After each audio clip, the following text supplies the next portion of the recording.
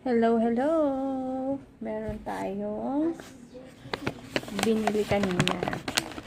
First time kong bumili nito at ngayon ko lang siya matitikman dahil sobrang busy dahil exam week. I need to chill. Okay. Ito ang si Lolo.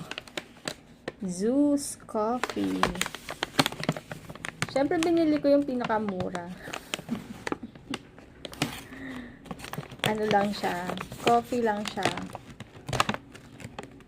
Americano. 85 pesos lang siya. Ayaw niya mabuksan. Namimiss ko na nga mag-Jayco eh. This is a necessity, not a luxury. Luxury. Parang luxury. Okay, this is it. Oh.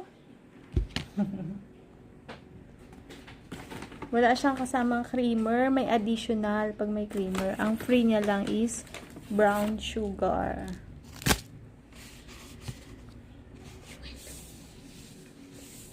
Coffee. Meron silang 2 different coffee bean. Wow, na tinatawag. Yun yung Boss and Lydia.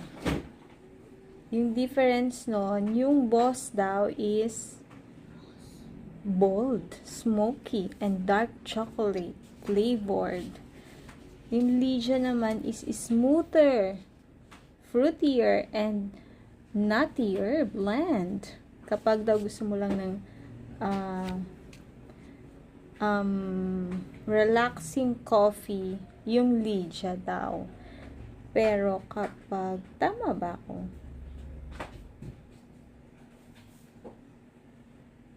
Pag strong, gusto mo ng strong, Boss.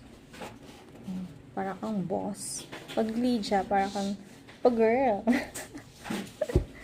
May ganon. Ganun siya. Siyempre, haluan natin ng creamer to. Hindi pa ako sanay mag-black coffee. Pero tikman natin yung Americano.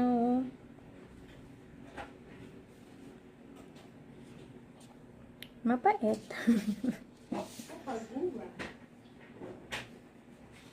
Oh, sabi dito, oh. Hey, gorgeous. I've been thinking about you. A latte.